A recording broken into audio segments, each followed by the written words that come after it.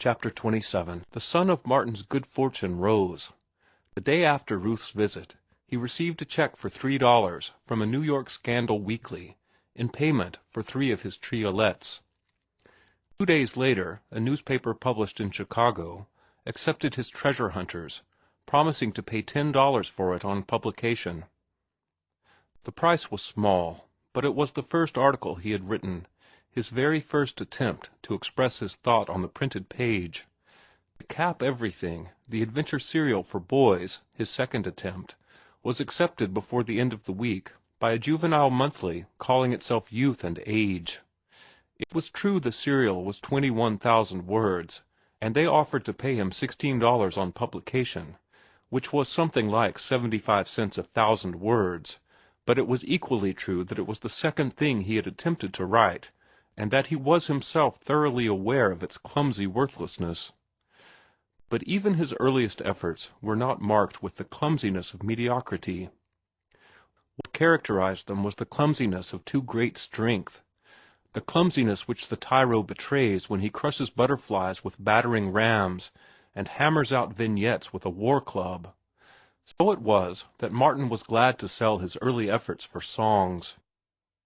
He knew them for what they were, and it had not taken him long to acquire this knowledge. What he pinned his faith to was his later work. He had striven to be something more than a mere writer of magazine fiction. He had sought to equip himself with the tools of artistry. On the other hand, he had not sacrificed strength. His conscious aim had been to increase his strength by avoiding excess of strength. Nor had he departed from his love of reality. His work was realism, though he had endeavored to fuse with it the fancies and beauties of imagination. What he sought was an impassioned realism, shot through with human aspiration and faith. What he wanted was life as it was, with all its spirit groping and soul-reaching left in. He had discovered, in the course of his reading, 2 schools of fiction. One treated of man as a god, ignoring his earthly origin. The other treated of man as a clod, ignoring his heaven-sent dreams and divine possibilities.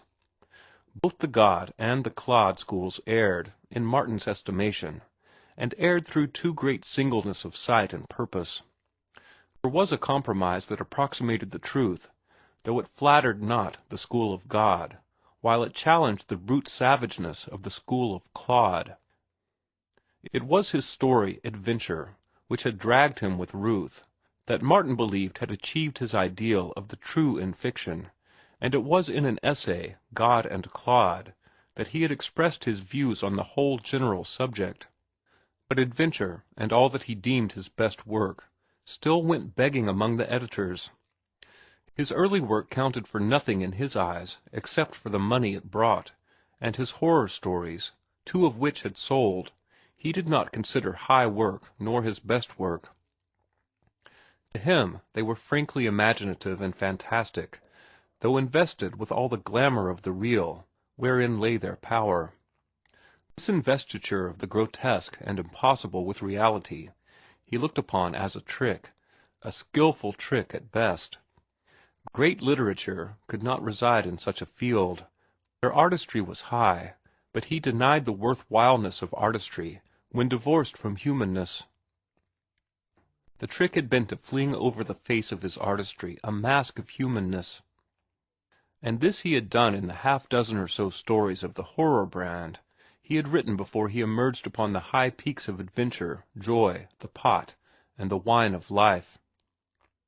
The $3 he received for the triolets he used to eke out a precarious existence against the arrival of the white mouse check. He cashed the first check with the suspicious Portuguese grocer, paying $1 on account and dividing the remaining $2 between the baker and the fruit store. Martin was not rich enough to afford meat, and he was on slim allowance when the white mouse check arrived. He was divided on the cashing of it. He had never been in a bank in his life, much less been in one on business. And he had a naive and childlike desire to walk into one of the big banks down in Oakland and fling down his endorsed check for $40. On the other hand, Practical common sense ruled that he should cash it with his grocer, and thereby make an impression that would later result in an increase of credit. Reluctantly, Martin yielded to the claims of the grocer, paying his bill with him in full, and receiving in change a pocketful of jingling coin. Also, he paid the other tradesmen in full, redeemed his suit and his bicycle, paid 1 month's rent on the typewriter, and paid Maria the overdue month for his room, and a month in advance. This left him in his pocket, for emergencies, a balance of nearly $3. In itself, this small sum seemed a fortune. Immediately on recovering his clothes, he had gone to see Ruth, and on the way he could not refrain from jingling the little handful of silver in his pocket. He had been so long without money that, like a rescued starving man who could not let unconsumed food out of his sight, Martin had not kept his hand off the silver. He was not mean nor avaricious, but the money meant more than so many dollars and cents. It stood for success, and the eagles stamped upon the coins were to him so many winged victories. It came to him insensibly that it was a very good world. It certainly appeared more beautiful to him. For weeks it had been a very dull and somber world, but now, with nearly all debts paid, $3 jingling in his pocket, and in his mind the consciousness of success, the sun shone bright and warm, and even a rain squall that soaked unprepared pedestrians seemed a merry happening to him. When he starved, his thoughts had dwelled upon the thousands he knew were starving the world over. But now that he was feasted full, the fact of the thousands starving was no longer pregnant in his brain. He forgot about them, and, being in love, remembered the countless lovers of the world. Without deliberately thinking about it, motifs for love lyrics began to agitate his brain. Swept away by the creative impulse, he got off the electric car, without vexation, 2 blocks beyond his crossing. He found a number of persons in the Morse home. Ruth's 2 girl cousins were visiting her from San Rafael, and Mrs. Morse, under pretext of entertaining them, was pursuing her plan of surrounding Ruth with young people. The campaign had begun during Martin's enforced absence, and was already in full swing. She was making a point of having at the house men who were doing things. Thus, in addition to the cousins Dorothy and Florence, Martin encountered 2 university professors, one of Latin, the other of English, a young army officer just back from the Philippines, one-time schoolmate of Ruth's, a young fellow named Melville, private secretary to Joseph Perkins, head of the San Francisco Trust Company, and finally of the men, a live bank cashier, Charles Hapgood, a youngish man of 35, graduate of Stanford University, member of the Nile Club and the Unity Club, and a conservative speaker for the Republican Party during campaigns. In short, a rising young man in every way. Among the women was one who painted portraits, another who was a professional musician, and still another who possessed the degree of Doctor of Sociology, and who was locally famous for her social settlement work in the slums of San Francisco. But the women did not count much in Mrs. Morse's plan. At the best, they were necessary accessories. The men who did things must be drawn to the house somehow. "Don't get excited when you talk," Ruth admonished Martin, before the ordeal of introduction began. He bore himself a bit stiffly at first, oppressed by a sense of his own awkwardness, especially of his shoulders, which were up to their old trick of threatening destruction to furniture and ornaments. Also, he was rendered self-conscious by the company. He had never before been in contact with such exalted beings, nor with so many of them. Melville, the bank cashier, fascinated him, and he resolved to investigate him at the first opportunity.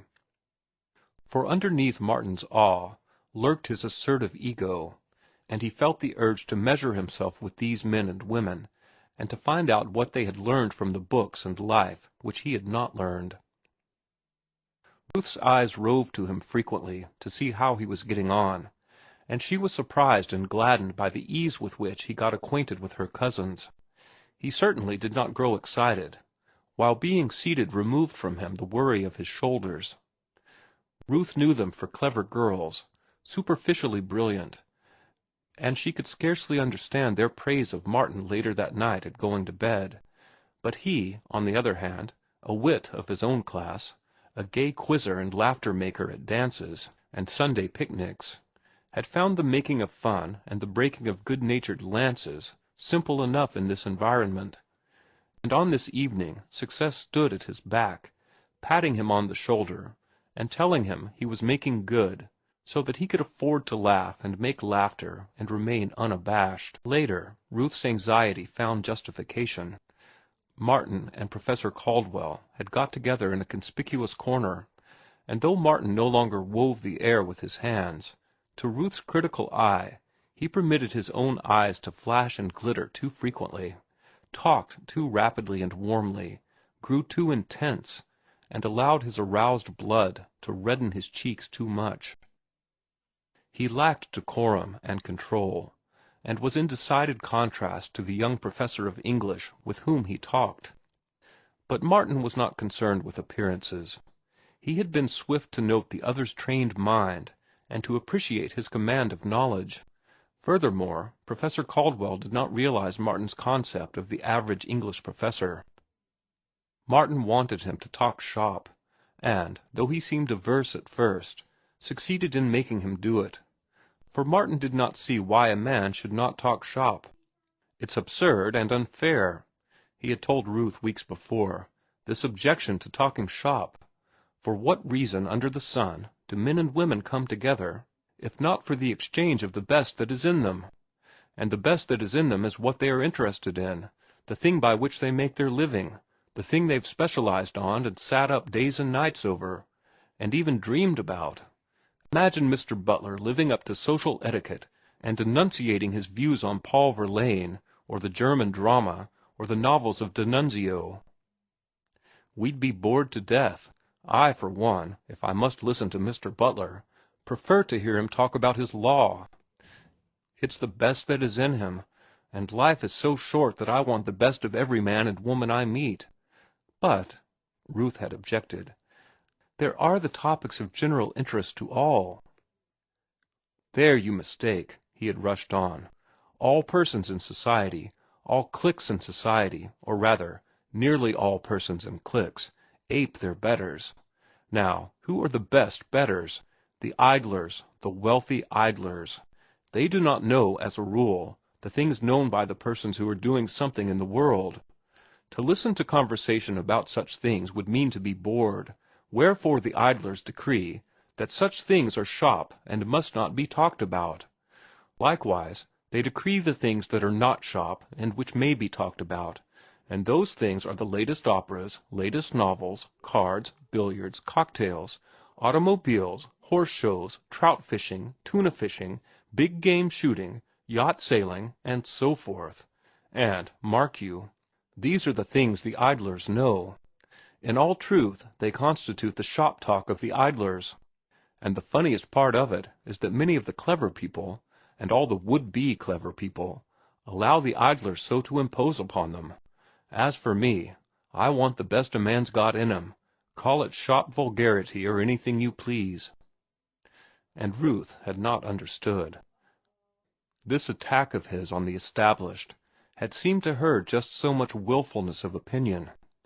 So Martin contaminated Professor Caldwell with his own earnestness, challenging him to speak his mind.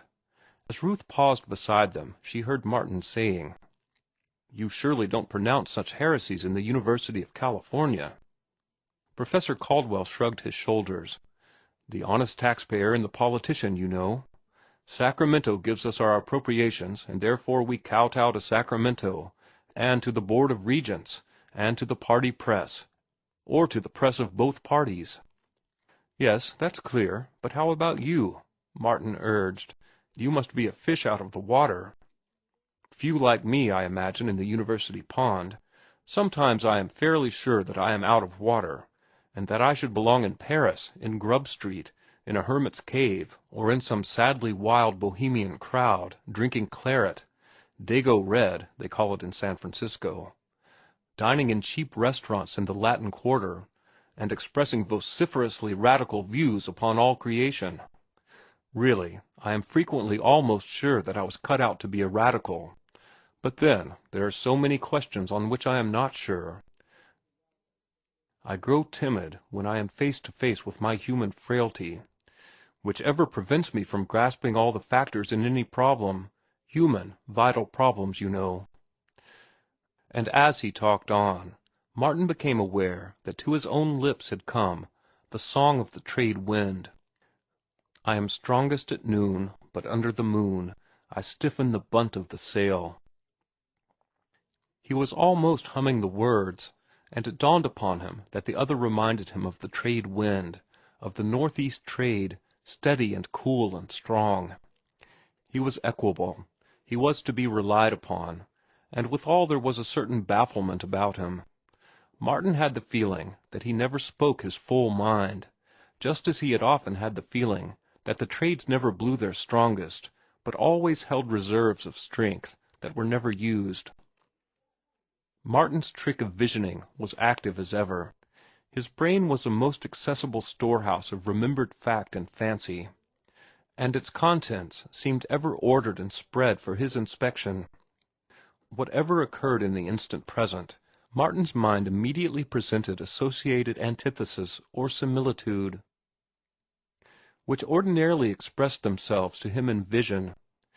It was sheerly automatic, and his visioning was an unfailing accompaniment to the living present, just as Ruth's face, in a momentary jealousy, had called before his eyes a forgotten moonlight gale, and as Professor Caldwell made him see again the northeast trade, herding the white billows across the purple sea, so, from moment to moment, not disconcerting, but rather identifying and classifying, new memory visions rose before him, or spread under his eyelids, or were thrown upon the screen of his consciousness.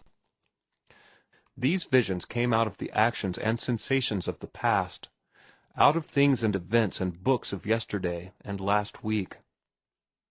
A countless host of apparitions that, waking or sleeping, forever thronged his mind. So it was, as he listened to Professor Caldwell's easy flow of speech, the conversation of a clever, cultured man, that Martin kept seeing himself down all his past. He saw himself when he had been quite the hoodlum, wearing a stiff-rimmed Stetson hat and a square-cut double-breasted coat, with a certain swagger to the shoulders, and possessing the ideal of being as tough as the police permitted. He did not disguise it to himself, nor attempt to palliate it. At one time in his life he had been just a common hoodlum, the leader of a gang that worried the police and terrorized honest, working-class householders. But his ideals had changed. He glanced about him at the well-bred, well-dressed men and women, and breathed into his lungs the atmosphere of culture and refinement, and at the same moment the ghost of his early youth, in stiff rim and square cut, with swagger and toughness, stalked across the room. This figure of the corner hoodlum he saw merge into himself, sitting and talking with an actual university professor. For, after all, he had never found his permanent abiding place. He had fitted in wherever he found himself, been a favorite always and everywhere, by virtue of holding his own at work and at play, and by his willingness and ability to fight for his rights and command respect. But he had never taken root. He had fitted in sufficiently to satisfy his fellows, but not to satisfy himself.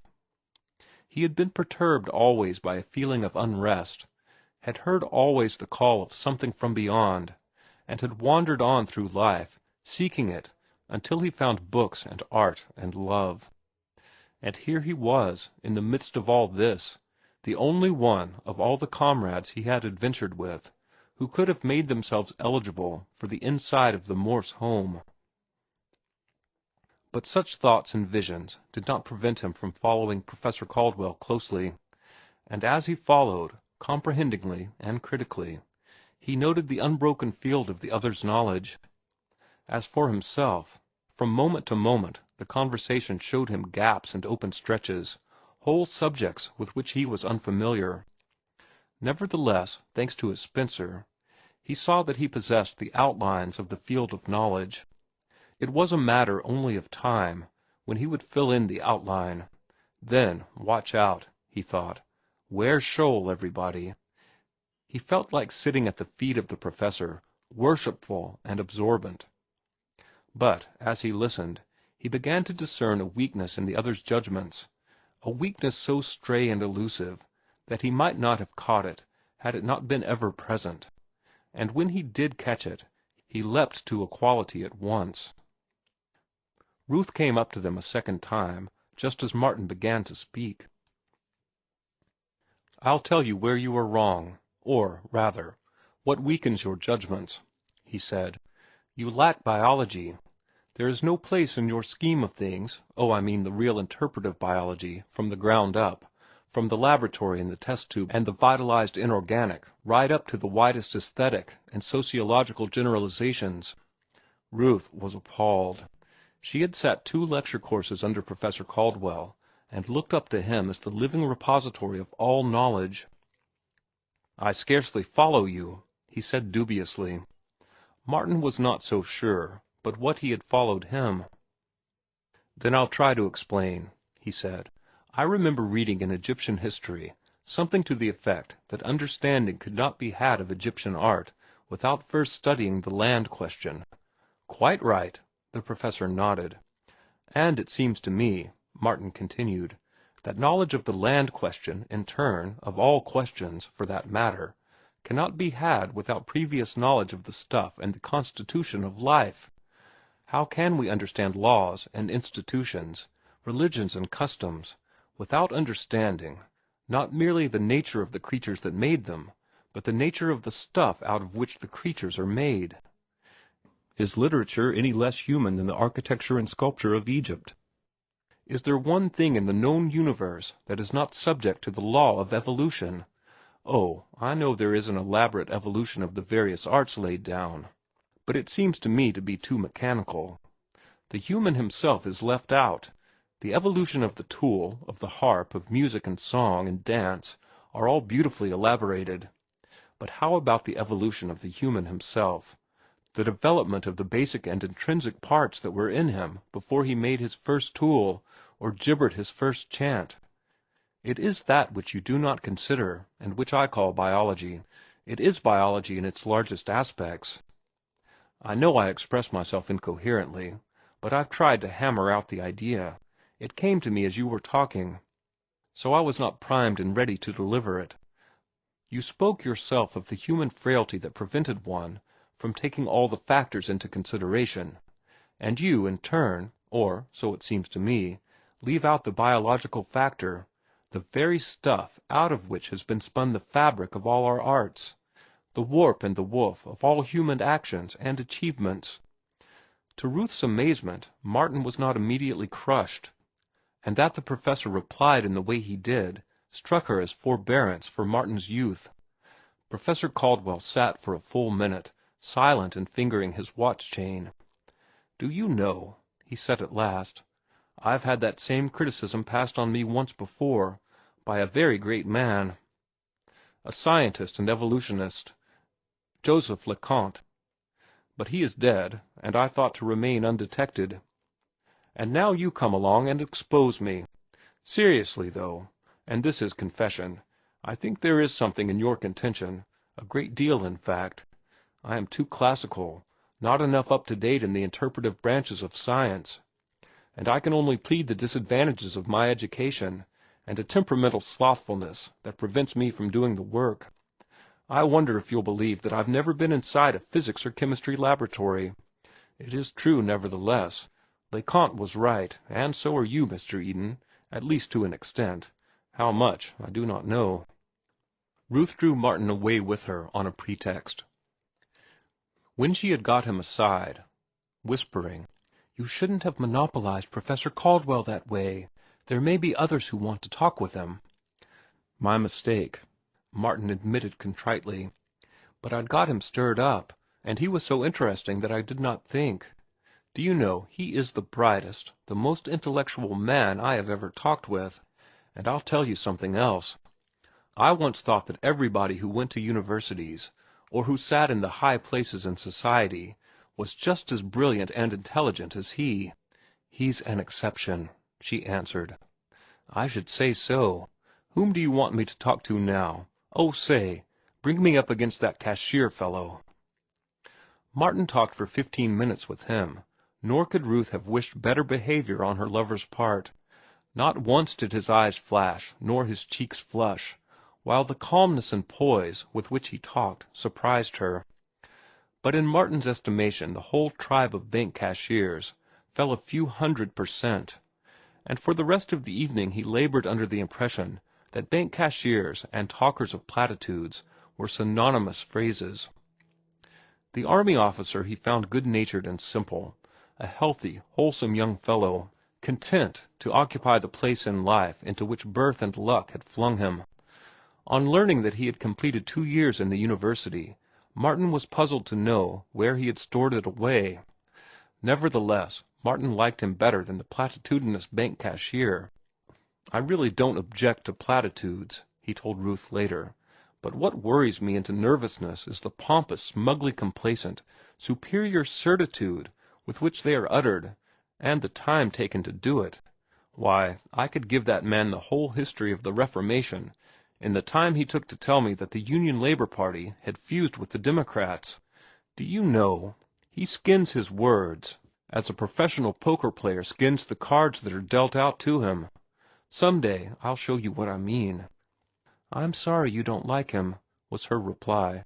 He's a favorite of Mr. Butler's.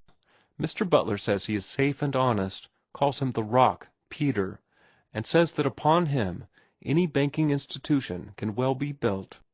I don't doubt it, from the little I saw of him and the less I heard from him, but I don't think so much of banks as I did. You don't mind my speaking my mind this way, dear? No, no, it is most interesting. Yes, Martin went on heartily. I'm no more than a barbarian getting my first impressions of civilization. Such impressions must be entertainingly novel to the civilized person. What did you think of my cousins? Ruth queried. I liked them better than the other women. There's plenty of fun in them along with paucity of pretense. Then you did like the other women? He shook his head. That social settlement woman is no more than a sociological poll parrot. I swear, if you winnowed her out between the stars, like Tomlinson, there would be found in her not one original thought. As for the portrait painter, she was a positive bore. She'd make a good wife for the cashier.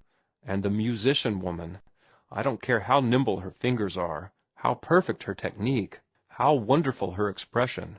The fact is, she knows nothing about music.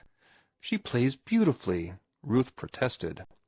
Yes, she's undoubtedly gymnastic in the externals of music, but the intrinsic spirit of music is unguessed by her. I asked her what music meant to her. You know I'm always curious to know that particular thing. And she did not know what it meant to her, except that she adored it, and that it was the greatest of the arts, and that it meant more than life to her. You were making them talk shop, Ruth charged him. I confess it.